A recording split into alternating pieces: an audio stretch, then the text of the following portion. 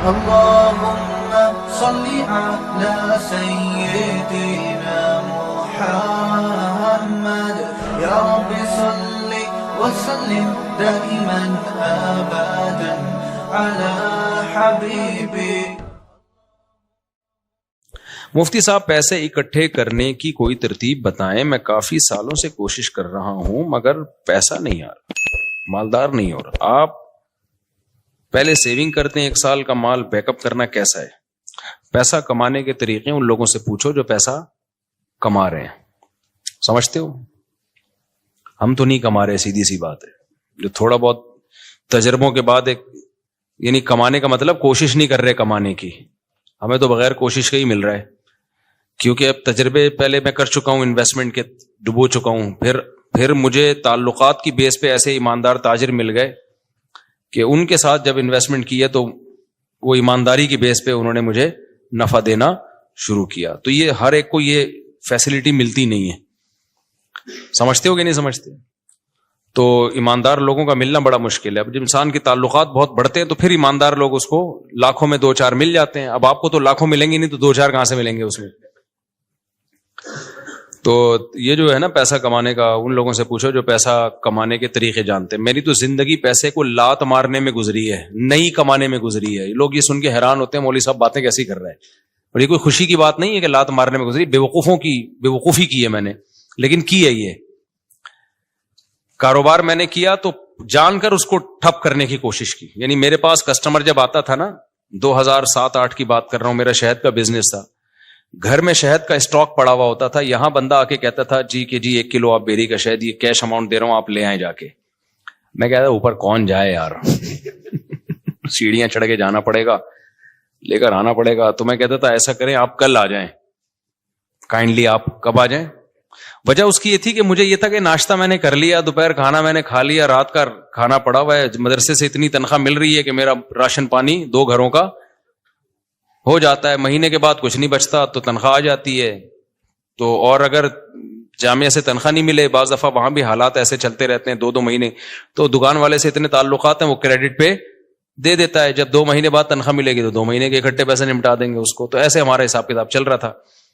تو مجھے یہ تھا کہ یار میری خواہش کیا ہے, ذاتی گھر پراپرٹی تو میری خواہش نہیں ہے.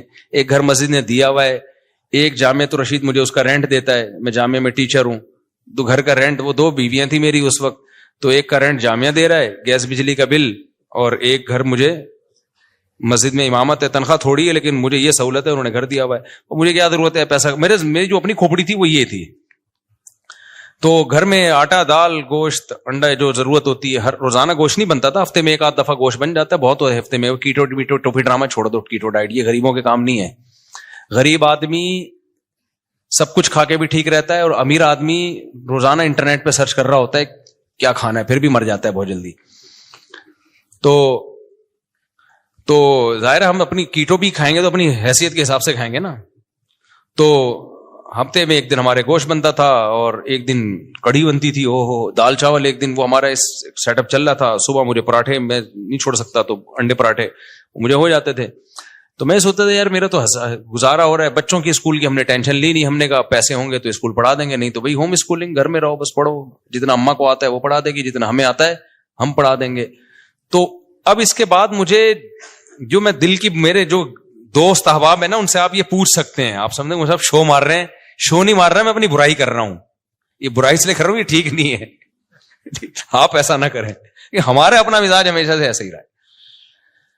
تو اب یہ کہ یار کیونکہ اب پڑ ہی نہیں رہی سر پہ نا, کوئی ضرورت ہی نہیں آ رہی. جب پڑتی ہے تو پھر آدمی کمانے کی سوچتا ہے, پڑ ہی نہیں رہی سر کے اوپر. میری ضرورت تھی پراٹھا. مجھے یاد ہے جب میں نے دوسری شادی کا ارادہ کیا, اچھا پراٹھا بھی گھر کا نہیں, مجھے ہوٹل ہی کا پراٹھا چاہیے, گھر کا نہیں. گھر میں وہ مزہ نہیں آتا پراٹھے میں, جتنا بھی اچھا بنا وہ.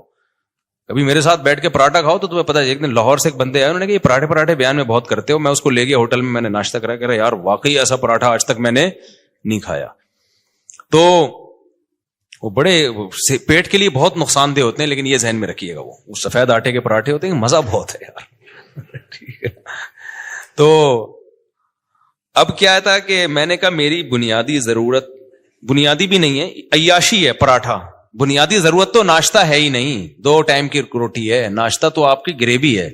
تو میں یہ سوچتا تھا کہ یار میرے پاس تو گھر بنانے کے پیسے نہیں ہیں, اللہ نے 2 گھر مجھے فری پھوکٹ کے دیے ہوئے, ایک کا کرایہ وہ ادارہ دے رہا ہے جہاں میں ٹیچر ہوں, اور ایک مجھے مسجد میں امامت کی وجہ سے امام ہونے کی حیثیت سے ملا ہوا ہے. ابے میں تو کروڑ ارب پتی آدمی ہوں, لوگوں کے پاس ایک گھر نہیں ہے, میرے پاس 2 گھر.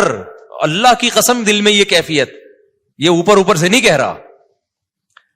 اور لوگ روتے ہوئے آ رہے ہوتے تھے میں ذاتی گھر نہیں بنا سکا اور میرے پاس یہ نہیں ہے. میں کہتا اس کو دیکھو پاگل آدمی. مجھے اس پہ ترس اس پہ نہیں آتا تھا ذاتی گھر نہیں ہے, مجھے اس پہ آتا تھا یہ بیوی بیچارے کی یہ کی ہے, میں عیاشی کر رہا ہوں, میری بیویاں کتنی ہیں, 2 ہیں. تو رینٹ کے گھر تھے ہمارے, رشتے بھی ہم بیچتے تھے, تو کہ بھائی تیسری شادی کے لیے جب پیغام بھیجا کہاں رکھو گے بھائی, وہ دوسری کو آمادہ کر لیا کہ تیسری کو اپنے ساتھ رکھ لے. انہوں نے کہا بھائی آج کل کوئی نہیں رہتا. اس بیس پہ میری بہت دنوں تک شادی نہیں ہوئی. پھر ایک دفعہ ہو بھی گئی تھی, ایک دفعہ ہوئی تھی تو تبھی ہوئی نا, پھر 3 وہ اسی ایام میں ہوئی ہے, انہی غربت کے ایام میں. تو الحمدللہ اس وقت مجھے کہیں اتنا سی بھی فیلنگ نہیں ہوئی ہے کہ میں غریب ہوں. اللہ کی قسم میری یہ کیفیت تھی, میرے سے بڑا سیٹ شاید دنیا میں کوئی بھی نہیں. وجہ اس کی یہ تھی, میں سوچتا تھا کہ ایک ہوتی ہے ضرورت, اللہ میری صرف ضرورت پوری نہیں کر رہا بلکہ مجھے ضرورت سے کئی گنا زیادہ دے رہا ہے. یہ جو پراٹھے میں صبح انڈے کے ساتھ پھوڑ رہا ہوں یہ میری ضرورت بولو. تو میں تو 3 ٹائم کا کھانا کھا رہا ہوں یار, گوشت ہفتے میں 1 دن کھا رہے ہیں تو کیا ہوا, دال چاول اور بھنڈی کا جو مزہ ہے, خدا کی قسم بھوک لگ رہی ہو بھنڈی ایسے پھوڑتا ہے آدمی, میں تو مزے لے کے کھانا کھاتا ہوں. بھوک لگ رہی ہو, ابھی مجھے لگ رہی ہے بھوک, باقی مجھے سخت بھوک لگ, میں نے دوپہر کھانا نہیں کھایا اس لیے بھوک لگ رہی ہے, صبح کا ناشتہ کیا ہوا ہے. تو اب میں نے سب گھروں میں فون گھمایا کیا پکا ہوا ہے. یہ سہولت ہے تم غریبوں.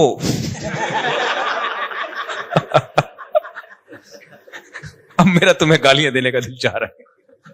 ہم نے فوکس کیا شادیوں کو جو نیچرل ہے, تم فوکس کرتے ہو بحریہ ٹاؤن کو, گاڑیوں کو.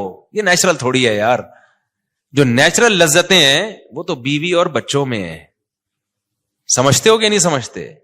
بیویاں ہونی چاہیے, بچے ہونے چاہیے, وہاں سے محبتیں ملتی ہیں. گاڑی بھی تو تھوڑے دن میں جی بھر جاتا ہے, پھر آدمی کہتے ہیں اس سے اونچی کی گاڑی, پھر اس کے بعد پھر بڑے بڑے لوگ گاڑیاں بیچ دیتے ہیں, اوبر میں جا رہے ہوتے ہیں. وہ یہ کھلونے ہیں تھوڑے دن کے دل بہلانے کے, ان سے دل بھر جاتا ہے. نہ بیویوں سے دل بھرتا ہے نہ بچوں سے دل بھرتا ہے. یہ تو نیچرل ہے نا, پراٹھے سے دل بھرتا ہے. کبھی روٹی سے دل بھرا کسی کا؟ 1 دن کھائی 2 دن کھائی, اب میں نہیں روٹی کھا رہا, اب پھر بھوک لگے گی پھر روٹی کھانے کا دل. یہ نیچرل ہے. تو ہم شروع سے کوشش کرتے ہیں نیچر پہ رہیں بھائی, نیچر پہ رہیں.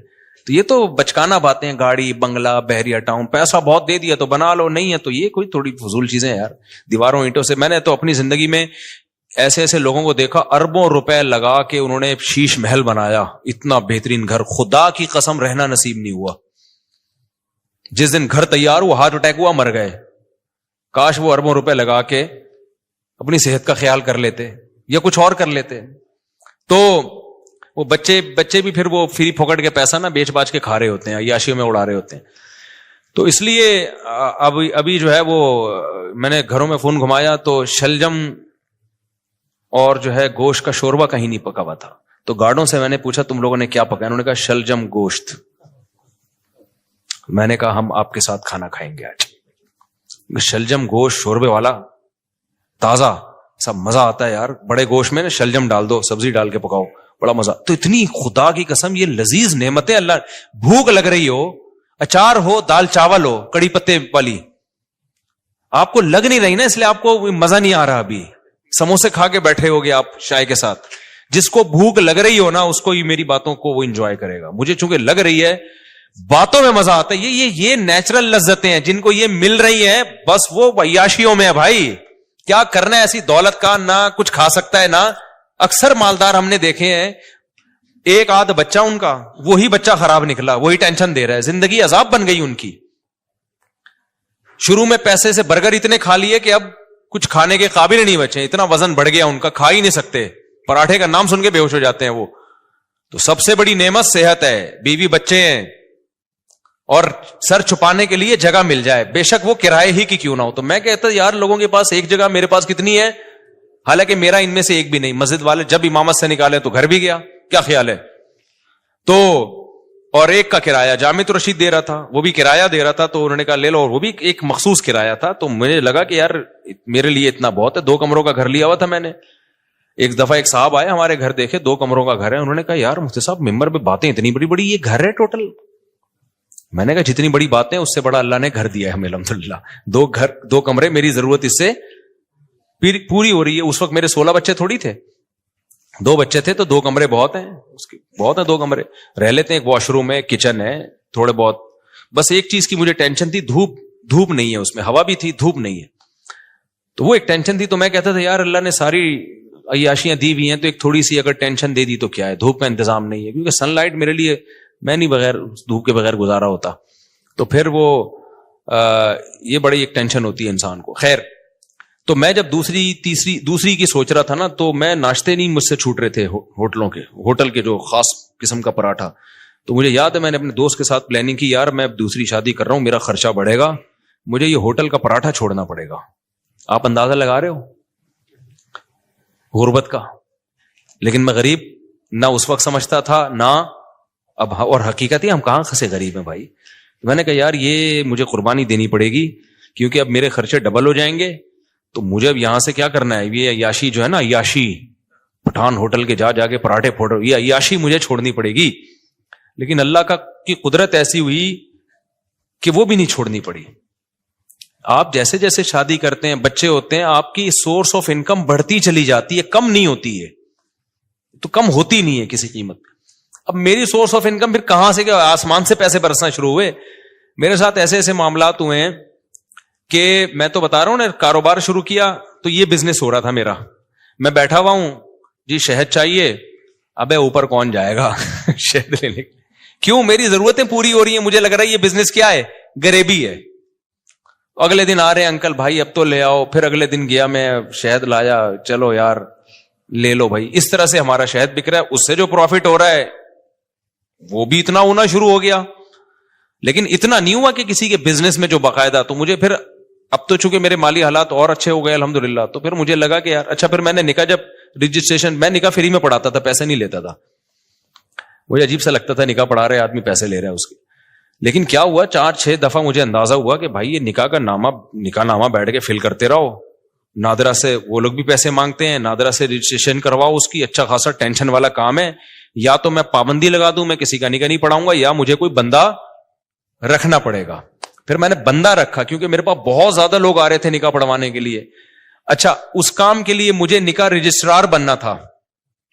لوگوں نے کہا مفتی صاحب آپ نکاح رجسٹرار بن جاؤ, اس میں بڑے پیسے آئیں گے. میں نے کہا 1 سال تک مجھے یہ توفیق ہی نہیں مل رہی کہ میں جاؤں آفس کہ مجھے سرٹیفکیٹ دے دو قاضی کی نکاح رجسٹرار کا. ہلا ہی نہیں جا رہا, کیونکہ ضرورت نہیں ہے نا, پراٹھے چل رہے تھے اسی حساب سے, تو میں کیوں جاؤں. پھر میں نے کیا کیا, ایک قاضی نے مجھے, ایک نکاح رجسٹرار نے کہا یار آپ میرا فارم لے کے پڑھا آپ دیا کرو, فیس لے کے مجھے دے دیا کرو آپ میں رجسٹر کر. تو میں نے ایسا کرنا شروع کیا, 6 مہینے میں نے ایسے کیا. ایک نکاح رجسٹرار آئے, انہوں نے کہا میرے پاس پورا سیٹ اپ ہے, پڑھا آپ دیا کرو, ڈاکومنٹیشن میں کر دوں گا, پیسے کس کو دے دیا کرو. تو میں نے پیسے لینا شروع کر دیا, ان کو دینا شروع, اس کی تو محنت ہو رہی تھی نا بیچارے کی, نکاح بھرنا بھی ہے اس نے. ایک دن کیا ہوا, جو یونین کونسل میں ہوتے ہیں نا, جو نکاح رجسٹریشن کا سرٹیفکیٹ دیتے ہیں, وہ خود میرے پاس چل کے آ گیا. اس نے کہا مفتی صاحب آپ کے نام سے, آپ کے سائن سے اتنے نکاح ہو رہے ہیں, تو آپ خود نکاح رجسٹرار کیوں نہیں بن جاتے. میں نے کہا یار مجھے یہ وہاں چل کے جاتے ہوئے بہت ٹینشن ہو رہی ہے, کہ کیونکہ مجھے جس چیز کی ضرورت نہ ہو نا, مجھ سے وہ کام ہوتا نہیں ہے, تو اب میری ضرورتیں پوری ہو رہی ہیں. انہوں نے کہا آپ ادھر ان کو اتنے پیسے دے رہے ہو, خود رکھ لو, وہ کچھ اپنا رکھ لو, کچھ اپنے اسسٹنٹ کو دے دو کچھ. تو میں نے پھر یہ کیا کہ میں نے کہا بھائی میرے پاس ٹائم نہیں ہے. وہ خود گھر پہ آ کے سارا کام کیا, سرٹیفکیٹ پکڑا کے چلا گیا نکاح رجسٹرار کا. میں نے کہا اسٹیمپ تیرا باپ لگائے گا اس پہ, میرے پاس تو ٹائم نہیں ہے. اس نے ٹھپے لگے ہوئے نا پہلے سے, آپ پر اعتماد ہے, آپ مس یوز نہیں کرو گے. پھر میں نے ایک اسسٹنٹ رکھا, میں نے کہا نکاح کہ ساری ڈاکومنٹیشن تیرے ذمہ ہے, تو میں فیس لے رہا ہوں ان کو دینے کے لیے, پھر ظاہر ہے مجھے بھی بچتی ہے. تو اب اتنا بھی استغنا ٹھیک نہیں ہے نا, اتنا بھی شو مارنا ٹھیک نہیں ہے کہ جب کچھ ہو ہی نہیں رہا تو پھر جو رزق آ رہا ہے تو آنے دو. پھر ہم نے اس کی ایک فیس رکھ دی, ہم نے کہا ٹھیک ہے بھائی اتنا تیرا, اتنا ٹائم تو لگ رہا ہے نا. تو یہاں جا کے پھر وہ اتنے نکاح آنے شروع ہو گئے کہ انڈے پراٹھوں سے ہم تھوڑا آگے, ہم نے کہا فری پھوکڑ کا آ رہا ہے بھائی. اچھا خیر, پھر بھی اتنی فیس نہیں ہے جتنی لوگ لے رہے ہیں. میں اپنے نام کی فیس لینا چاہوں نا, جو اللہ نے ٹوٹی پھوٹی ہم جیسے نالائقوں کو شہرت دے دی, تو اس اسٹیج پہ پہنچنے کے بعد قاضی کی فیس 1.5 لاکھ 2 لاکھ ہوتی ہے. ہماری فیس اس سال 10,000 ہوئی ہے, سمجھ رہے ہو. اور اس میں بھی لوگوں کو کہا ہوا ہے کہ کوئی بھی ایک دفعہ کہہ دے کہ میرے پاس نہیں ہے تو دوبارہ اس سے پوچھنے کی ضرورت نہیں ہے. یہ نہیں اس کے کہ تو آئی فون لے کے کیسے گھوم رہا ہے جب تو کم بخت 10,000 نہیں دے سکتا, یہ تیرے پاس یہ موبائل کہاں سے, یہ نہیں. اس کو میں نے اسسٹنٹ کو بتایا بھائی جو ایک دفعہ کہہ دینا کہ نہیں دے سکتا دوبارہ پوچھنے کی ضرورت بولو نہیں ہے, فری میں پڑھائیں گے. تو فری میں بہت سارے نکاح پڑھاتا ہوں, اور تعلق والوں سے تو ایک روپیہ بھی نہیں ہوتا, بلکہ اسسٹنٹ کو اپنی جیب سے دے رہا ہوتا ہوں کہ یار تیری محنت تو لگ رہی, نادرا میں تو خرچہ ہو رہا ہے نا, مجھ سے لے لینا پیسے. وہ سمجھ میں نہیں آ رہی میرا خیال ہے بات. تو ہم نے تو پوری زندگی کوشش کی ہے نالائقی میں پیسے کو لات مارنے کی. تو یہ شادیاں بچوں ہی کی برکت ہے جو اللہ کھلائے. اللہ نے مجھے زندہ رکھا ہوا اب تک اس لیے تاکہ 15 سال پہلے جو میرے ساتھ دوست تھے نا, جو کہتے تھے تم شادیاں کر رہے ہو پیسہ ہے نہیں تمہارے پاس, بھوک سے مرو گے, تو اللہ نے مجھے اب تک زندہ اس لیے رکھا ہوا ہے یہ بتانے کے لیے کہ ان کو بتا دینا کہ اس بچوں کی سپیڈ بھی کم نہیں ہوئی ہے, شادیوں کی سپیڈ میں بھی کوئی کمی نہیں آئی ہے, اور اللہ کیسے کھلا رہا ہے کیسے پلا رہا ہے. ایک اہل حدیث دوست نے میرے 2010 یا 11 میں مجھ سے ملنے کے لیے آئے تھے. اتنی بڑی داڑھی ان کی, لال نا کلر, وہ مہندی لگائی بھی انہوں نے. میری 4 شادیوں والی کتاب پڑھی انہوں نے. ابھی میرا کل ان سے فون پہ, پرسوں ان سے فون پہ بات ہوئی ہے, اس لیے میں یہ واقعہ سنا رہا ہوں. وہ آئے کہتے ہیں آپ نے کیا کتاب لکھی ہے مفتی صاحب. اچھا انہوں نے میرے حالات دیکھے, میری پھٹ پٹی, انہوں نے مجھے اپنے گھر میں دعوت کی. انہوں نے کہا یار میں نے ایسی کتاب آج تک نہیں پڑھی. بڑے متاثر تھے. یہ وہی ہے جن کو تبلیغ میں نہیں میں نے بتایا تھا کہ وہ سارے فرقوں میں دھکے کھا کے آخر میں گئے تبلیغ میں, وہ یہ وہی ہیں, بروہی ہیں بروہی. تو بلوچستان سے ان کا تعلق ہے. انہوں نے میری گھر میں دعوت کی, میں اپنی پھٹ پٹی پہ گیا. اچھا اس وقت بھی ہمارا ہم پھٹ پٹی کو سمجھ رہے تھے لینڈ کروزر ہے ہماری, غربت کا تو اس وقت بھی احساس نہیں تھا, کیونکہ بھائی لوگوں کے پاس یہ بھی نہیں ہوتی یار. تو ہم تو پھٹ پٹی بھی جا رہے ہیں, ٹرن کر کے پہنچ گئے. مجھے یہ خوشی ہوتی تھی کہ اس کے پیسے میرے پاس ہیں الحمدللہ, میں پیٹرول ڈال سکتا ہوں اپنے خرچے پہ. تو ان کا پرسوں فون آیا, انہوں نے کہا مفتی صاحب مجھے آپ کا وہ زمانہ یاد ہے, اور کہتے ہیں میں آپ کا ہر جگہ دفاع کرتا ہوں, ہر جگہ دفاع کرتا ہوں, کہ اس آدمی نے اس وقت یہ بات کہی تھی کہ پیسہ مت دیکھو, شادیاں کرو, نسل مت روکو. کہہ رہے اب لوگ نا آپ کی ریوو پہ اعتراض کرتے ہیں, یہ مفتی ریوو میں گھوم رہا ہے, یہ مفتی امریکہ جا رہا ہے, یہ مفتی جاپان جا رہا ہے, یہ مفتی سوئٹزرلینڈ جا رہا ہے, یہ مفتی یہ وہ. بھائی جب ظاہر ہے نوٹ آئیں گے تو شادیاں تو ہوں گی. کہہ رہا ہے میں ہر ایک کے ساتھ سامنے دفاع کرتا ہوں کہ میں اس مفتی کو جتنا جانتا ہوں آپ لوگ نہیں جانتے.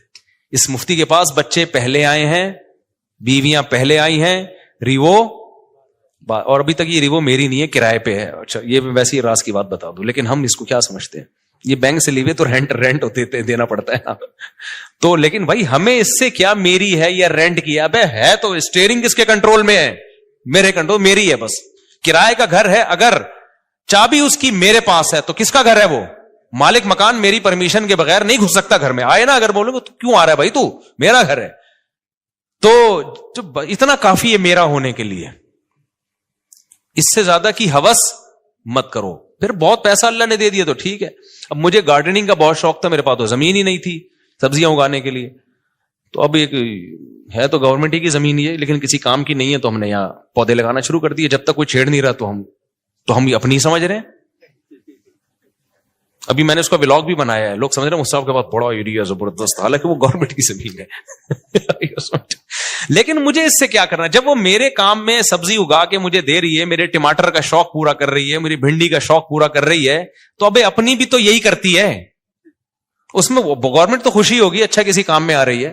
یہ جو نرسری والے ہوتے ہیں یہ تو فٹ پاتھوں پہ لگا رہے ہوتے ہیں نا, یہ جو فٹ پاتھ پہ نہیں, وہ جو بیچ میں روڈ کے بیچ میں جگہ ہوتے ہیں. گورنمنٹ تو چاہتی ہے اچھا ہے گرینری ہوگی, تو بس وہ اپنی سمجھو اس کو یار تم.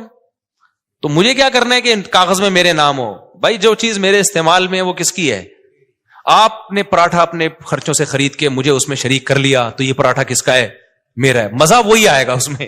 اب میں نے چونکہ اپنے پیسوں سے نہیں خریدا. ابے تو بے وقوف آدمی ہے, تو کسی اور کے پیسوں سے اگر تجھے پراٹھا کھلا رہا ہے, اور تیرا دوست ہے, کوئی بھیکاری بن کے نہیں کھلا رہا, کوئی ایسا نہیں کوئی بعد میں تجھے تانے دے رہا ہو, تو تمہیں تو نوالا پیٹ میں جا رہا ہے نا, تمہاری تو بنیادی ضرورتیں پوری ہو رہی ہیں. اب تمہارے خرچے پہ ہو, کسی اور کے خرچے پہ ہو, تمہیں آم کھانے سے مطلب ہے, تمہیں پیڑ گننے سے مطلب نہیں ہونا چاہیے. تو میرے رب کے مجھ پر احسانات ہیں. جب میں پیدا ہوا تو مجھے ماں بھی ملی محبت والی, باپ بھی ملا محبت والا, بہن بھائی کی نعمت ملی, ابا اماں کھلاتے رہے. اس وقت میرے خرچے پہ نہیں, ابا کے خرچے پہ ہم کھاتے رہے. ہمیں کھانے سے مطلب تھا. اللہ نے ہمیں گھر کی چھت بھی دی. ابا کے گھر تھا وہ, میرا گھر نہیں تھا. تو مجھے اس سے کیا غرض کہ مجھے تو گھر مل گیا نا جو میری ضرورت ہے. پھر جب ہماری شادی ہوئی, دوسری جب ہوئی, تو دھکے مار کے گھر سے نکالنے کی کوشش سے پہلے ہی ہم نکل گئے. الحمدللہ ہمیں پتا تھا نکال دیا جائے گا, لیکن ہم پہلے ہی نکل گئے. تو لیکن نکالا نہیں ہے. دوسری زیادہ سے زیادہ باتیں نہیں جا سکتی. خیر, تو اب کچھ باتیں آنے میں گھر والے بھی سن رہے ہوتے ہیں, وہ بھائی بھائی بول رہے ہیں آپ کیا باتیں کر رہے ہیں. اچھا خیر, تو پھر مجھے ایک گھر کرائے پہ مل گیا. تو میری تو چھت, مجھے وہی چھت مل گئی الحمدللہ. پراٹھے اسی طرح سے چلتے رہے, کھانا پینا چلتا رہا, اب تک بھی چل رہا ہے. تو میں نے اس لیے کاروبار کو بدتمیزی کے ساتھ کاروبار کیا کہ ضرورت ہی نہیں پڑ رہی یار. کوئی مصیبت پڑے نا, بھوک لگ رہی ہے, مر رہے ہیں, تو پھر آدمی اخلاص سے کرتا ہے. تو ہماری مہینے کے اینڈ کے بعد نہیں, مجھے اگلے مہینے کی 1 تاریخ کو میرے ساتھ کیا ہوگا یہ مجھے نہیں پتا ہوتا تھا. تو اب ایسے آدمی کے پاس اگر پیسہ آئے تو اس کا تو دماغ خراب ہو جائے گا کہ نہیں ہو جائے گا, جو اس زمانے کو بادشاہت والا زمانہ سمجھ رہا ہو. تو میرے پاس تو اگر ریوو آ گئی تو میں تو کہہ رہا ہوں یار, میں تو پٹپٹی کو سمجھتا تھا کیا یہ, جو نہیں ہوتی دھکے والی پٹپٹی. پھر ہمارے پاس جب پیسہ آیا تو ہم نے پھر وہ GTO 110 بھی خریدی. ایسا نہیں ہے کہ وہ پٹپٹی بھی گھومتے رہے. تو جب یہ تو پھر تو اس لیے ہم لوگوں کے مسائل غربت نہیں ہے, ناشکری ہے.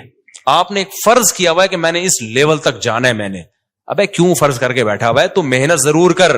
اللہ دے ٹھیک ہے, نہیں دے تو جو ہے اس پہ سمجھو کہ بہت دیا اللہ نے ہمیں. اور اس سے انسان کی صحت اچھی ہوتی ہے, خوش رہتا ہے تو اور اچھی ہو جاتی ہے صحت, ہر چیز کو انجوائے کرتا ہے.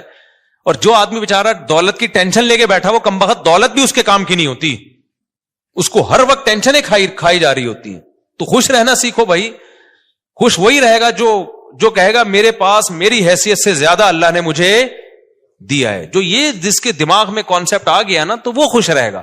اور جو یہ سمجھنے لگا کہ میری ضرورت اتنی ہے, اللہ دے کم رہا ہے مجھے, تو پھر ٹینشن میں جاؤ گے. تو پراپرٹی کو ٹینشن نہ بناؤ, ذاتی گاڑی کو ٹینشن, بولو پیسہ کمانا نہ چھوڑ دو. پہلے ہی مرے ہوئے لوگ ہیں اور مر جائیں گے. ایسا نہ ہو میری موٹیویشن سے آپ سمجھے پیسہ, غریب لوگ ہیں, ملک کا بیڑا غرق ہو رہا ہے. لوگوں کے پاس پیسہ آئے گا تو ملک کو بھی فائدہ. اور پیسہ کوشش کرو ڈالر میں کماؤ. پاکستانی کرنسی میں پیسہ کمانے کا زکات دینی چاہیے ایسے آدمی کو جو یعنی کرنسی میں پیسہ کما رہا ہے. تو پیسہ کماؤ ڈالر میں. ہم تو لوگوں کو ترغیب دیتے ہیں باہر سے پیسہ لے کر آؤ. تبھی میں لوگوں کو کہتا ہوں یوٹیوب چینل بناؤ, ولاگنگ کرو, کچھ بھی کرو. ابھی تو میرا ایونٹ تو اسلام آباد میں یہی تو ترغیب دینے کے لیے تھا کہ یہ جو یوٹیوب ہے نا, بہترین جو یوٹیوب کی ارننگ کے جو حرام ہونے کے لوگ کہتے ہیں نا حرام ہے, اس کو تو میں کئی دفعہ دلائل دے چکا ہوں. لوگ کہتے ہیں احتیاط والے پہلو پر عمل کریں, اگر حلال حرام میں بہتر. بھائی احتیاط والے پہلو پر اگر آپ عمل کر رہے ہو تو دوسری احتیاط چھوٹ رہی ہے. اب یہ جو یوٹیوب ہے, سوشل میڈیا ہے, یہ ریمیڈنس لانے کا ایک بہت بڑا ذریعہ ہے. اگر آپ اسی کو حرام قرار دے دیا, ایک تو خالص حرام ہے, وہ تو کبھی بھی حلال نہیں ہو سکتا. لیکن اگر گنجائش کا پہلو نکل رہا ہے تو لوگوں کو دینا چاہیے. اس لیے کہ ریمیڈنس جتنا زیادہ ملک میں ابھی آئے گا وہ یوٹیوب فیس بک کے ذریعے آئے گا. جتنا اس کے ذریعے آ رہا ہے کسی اور ذریعے سے نہیں آ رہا. اس سے آپ کا ملک تھوڑا سا تو اسٹیبل ہوگا نا, آپ کا کنٹری. اس پہ لوگ ہمیں کہتے ہیں اصل میں اپنے چینل ہے نا, اس لیے یوٹیوب کی ارننگ حلال ہے. جب ہمارا چینل نہیں تھا تب ہم نے یوٹیوب کی ارننگ کو حلال ہونے کا فتویٰ دیا تھا 2014 میں. اس وقت تو ہمیں پتہ ہی نہیں تھا یوٹیوب چینل ہوتا کیا ہے. پتا تو اب بھی نہیں ہے کیونکہ ابھی بھی ہمارا چینل کسی اور نے بنایا ہے. لیکن اس وقت تو پتہ ہی نہیں تھا کہ اس میں کوئی سورس آف انکم بھی ہے, کچھ بھی نہیں پتا تھا اس بارے میں. تو اس وقت ہم نے جائز ہونے کا فتویٰ اسی وجہ سے دیا تھا کہ بھائی اس میں دونوں پہلو نکل رہے ہیں, لیکن جائز ہونے والے پہلو کو ترجیح دی جائے گی. کیونکہ اصل جو یوٹیوب سے آپ کو ارننگ ملتی ہے وہ پروڈکٹ کو پروموٹ کرنے کی ملتی ہے. اس میں جو لڑکیاں آ رہی ہیں وہ ایک اضافی چیز ہے, پیسے اس کے نہیں مل رہے. جیسے موبائل کی دکان پہ آپ لڑکی کو بٹھا دو تو بٹھانا غلط کام ہے. آپ نے اگر خود بٹھایا ہو, کسی اور نے بٹھایا تو وہ آپ کو گنا بھی نہیں ملے گا اس کا. تو یوٹیوب ہمارے مشورے سے تھوڑی لا رہا ہوتا ہے وہ اشتہار میں لڑکیوں کو. تو آپ نے اگر موبائل کی دکان پہ لڑکی بٹھا دی ہے تو لڑکی بٹھانا غلط عمل ہے, لیکن اس سے آپ کی ارننگ تھوڑی حرام ہو جائے گی کیونکہ لڑکی دیکھنے کے پیسے تھوڑی لوگ دے رہے ہیں نا. آپ کو نہیں آ رہی سمجھ میں میرا خیال ہے. اب دیکھو آج کل لوگ کیا بڑی غیر اخلاقی حرکت کر رہے ہیں کہ ان کی دکان چل نہیں رہی ہوتی تو کسی حسینہ کو لا کے بٹھا دیتے ہیں موبائل شاپ پہ. آپ کو پتا ہے قوم ٹھرکی ہے, شادیاں وادیاں تو کرتی نہیں ہے, تو کہیں سے بھی ان کو اسمیل آ جائے نا کسی لڑکی کی تو وہاں پہنچ جاتے ہیں. وہاں داڑھی مونچھوں والا عجیب سا بغلیں بال بڑے ہوئے اس کے وہ بیٹھا ہوا ہے وہاں پہ, اور ایک میں کوئی حسینہ بیٹھی ہوئی ہے موبائل بیچ رہی ہے, تو کراؤڈ کدھر, ٹھرکیوں کا کراؤڈ کدھر جاتا ہے؟ کہتے ہیں چلو موبائل ملا نہ ملا, اس بہانے کسی انٹی سے بات کا موقع مل جائے گا, تو وہاں چلے جاتے ہیں, موبائل بھی اس بہانے بک جاتا ہے. تو یہ غیر اخلاقی حرکت ہے نا. لیکن کوئی مفتی یہ نہیں کہے گا کہ وہ جو موبائل فروخت ہوا ہے اس کی ارننگ حرام ہو گئی ہے, اس لیے کہ ارننگ اس لڑکی سے بات چیت یا بد نظری کی نہیں ہے, اس کو جو پیسے مل رہے ہیں وہ اس موبائل کے عوض میں پیسے مل رہے ہیں. تو یہ عمل غلط ہے کہ آپ لوگوں کو غلط طریقے سے کھینچ کے لا رہے ہو, لیکن اس سے ارننگ حرام نہیں ہوگی. اور یہ بھی عمل جب غلط ہے جب آپ نے کیا ہو. تو یوٹیوب پہ جو مونیٹائزیشن کے بعد آپ کو پیسے ملتے ہیں وہ کمپنیوں کی پروڈکٹ کو پروموٹ کرنے کے پیسے ملتے ہیں, وہ پروموٹ کرنے کے لیے لڑکیوں کو بھی بیچ میں گھسیڑ دیتے ہیں وہ. تو یہ غلط کر رہے ہیں, لیکن یہ آپ غلط نہیں کر رہے, یہ کون غلط کر رہا ہے؟ یہ گوگل غلط کر رہا ہے. تو گوگل ہمارے پاس ہوتا تو ہم نہیں کرنے دیتے اس کو, تو یہ آپ کے اختیار میں تھوڑی ہے. اس کی مثال ہے, آپ نے کرائے پہ کسی کو دکان دے دی موبائل بیچنے کے لیے, آپ نے کہا بھائی مجھے اتنا رینٹ چاہیے, اس نے لڑکی لے جا کے بٹھا دی. لوگ کہیں گے آپ کی دکان میں لڑکیاں بیٹھی ہوئی, آپ کہیں گے بھائی یہ میرے اختیار میں نہیں ہے, یہ میں نے کسی کو رینٹ پہ دی ہوئی ہے, اور میں نے شراب کی دکان نہیں کھولی, اس پہ شراب بیچنے کی اجازت نہیں ہے. اب وہ بیٹھا ہے, یہ اس کو سمجھاؤ, تبلیغ میں سیر روزہ لگواؤ اس کا, تاکہ وہ یہ کام نہ کرے. تو یہاں بھی ایسا ہی ہو رہا ہے. اس لیے مفتی کا کام ہوتا ہے, جو مفتیان کرام ہوتے ہیں, ہر پہلو سے فتویٰ دو. ہمارے پاس 2013-14 میں یہ یوٹیوب کی مونیٹائزیشن کے سوالات آئے تھے, اس وقت علماء کا پینل بیٹھا تھا پوری ڈیٹیل کے. اس وقت ہمارا کوئی چینل نہیں تھا, نہ ہمارا ارادہ تھا, اور 2-3 سال کے بعد بھی لوگوں نے بتایا کہ چینل آپ مونیٹائز کر لیں. میں نے کہا چھوڑو یار, ہمیں کیا پیسہ کمانا ہے یوٹیوب, وہی ہمارے تو پراٹھے پورے ہو رہے ہیں. تو پھر بھی نہیں کیا ہم نے مونیٹائز, لوگ کما رہے تھے, ہم نے کمانے دیا ان کو. اس کے بعد پھر یہ جو ایڈمن ہے ہمارے یو ایس اے میں احمد طالب, انہوں نے 18 میں چینل بنایا, انہوں نے خود یہ مونیٹائزیشن کی ہے. مجھے تو مونیٹائزیشن کا لفظ ہی کئی دنوں کے بعد جا کے یاد ہوا تھا کہ یہ کیا ہوتا ہے. پھر پیسہ بھی انہی کے پاس جاتا ہے. انہوں نے کہا ہم نے وہ لوگ رکھنے, امپلائیز رکھنے چینل کو گرو کرنے کے لیے. تو اگر پھر بھی میں نے بھی بنایا ہو تو اس میں یہ الزام کہ چونکہ اپنے چینل مونیٹائز ہوئے ہوئے اس چکر میں انہوں نے مفتیوں نے حلال ہونے کا فتویٰ دیا, تو یہ بدگمانی ہے. یعنی مولویوں کو کسی حال میں جو, اگر ہم حرام ہونے کا فتویٰ دیتے ہیں نا, تو پتہ ہے لوگ کیا کہتے ہیں, اب یہ ان کو تو کیا, ان کی تو چارج, ان کے تو نکاح پڑھا کے پیسے آ رہے ہیں نا, ان کے تو ہدیے نذرانے مل رہے ہیں, قوم جائے بھاڑ میں, ان کو بس حلال حرام کی. تو وہ لوگ یہ باتیں کرتے, حلال ہونے کا فتویٰ دیا, اصل میں اپنے چینل کھل گئے ہیں نا ان لوگوں کے, اس لیے یہ کر رہے ہیں. تو وہی ہے ملامتی فرقہ ہے مولوی تو کسی حال میں. اور کچھ مولوی ایسے ہوتے بھی ہیں, 2 نمبر بھی ہوتے ہیں, لیکن ہمارے ہاں جو فتویٰ دیا گیا ہے وہ اس کسی لالچ کی بیس پہ نہیں دیا گیا. اور میں اور مزید آپ کو ایک احتیاط, ہم نے فتویٰ دیا اس کی مونیٹائزیشن کے جواز کا, لیکن جب ہمارے ایڈمن احمد بھائی نے میرے چینل کو مونیٹائز کیا ہے نا, تو میں نے کہا اس میں دوسرے علماء سے بھی فتویٰ لوں گا, اپنے بارے میں اور احتیاط کروں گا. ہم نے دوسروں کو تو جواز کا فتویٰ دیا ہے, لیکن اپنے بارے میں اپنی فتوے پر عمل کروں نہ. تو جو ایکسپرٹ مفتیان کرام ہیں, جو مجھ سے بھی زیادہ ایکسپرٹ ہیں, آدھا 1-1 گھنٹہ میں نے بیٹھ کے ان سے پھر اس پہ ڈسکشن کی ہے کہ بھئی اور بھی جتنے پہلوؤں کے لحاظ سے اس پہ غور کیا جا سکتا ہے. تو یہ بات کہاں سے چلی تھی؟ تو یہ مجھ سے پوچھ رہے ہیں کہ پیسہ کمانے کا طریقہ, تو میرے پاس تو ایک ہی طریقہ ہے, شادیاں کرو, بچے اسپیڈ سے پیدا کرو, جب ضرورت بڑھے گی تو رزق کے دروازے بھی بڑھ جائیں گے. لیکن ایسا ہے نہیں, بچے بھی اسپیڈ سے پیدا کرو, رزق کمانے کی کوشش بھی کرو.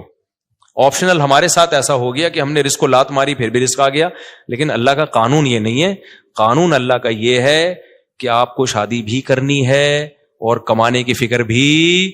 میرے ساتھ شاید اس لیے بھی ہو گیا ہو کہ ہم تو دین کی خدمت کے لیے میں نے وقف کیا اپنے آپ کو کہ یار ہم ساری زندگی دین کی خدمت کریں گے, تو شاید اللہ کی کوئی رحمت ہو گئی ہو کہ چلو یار ایک بندہ دین کی خدمت میں لگا ہوا ہے, اور عبرت کا نشان نہ بن جائے کہیں 4 شادیوں کے بعد سارا فلسفہ ہی دفن ہو جائے شاید. اور یہ بھی ڈھیل بھی ہو سکتی ہے اللہ کی طرف سے, استدراج بھی, کہ اللہ تعالیٰ میرے کسی عمل سے ناخوش ہوں, اللہ بچائے ایسی بات سے. لیکن بہرحال اللہ کہ ٹھیک ہے ابھی کھا لے بیٹا, تجھے پکڑوں گا میں, اللہ بچا کے, یہ بھی ڈر لگتا ہے ہمیں.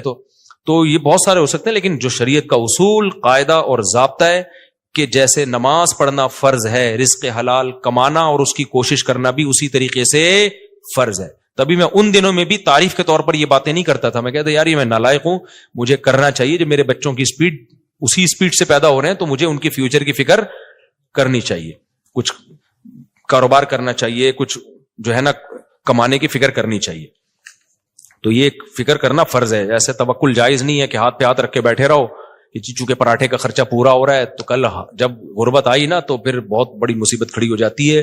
چاروں بیویاں مل کے تمہیں چترول لگائیں گی پھر. صحیح بات کہ دکان پکوڑوں کی اور باتیں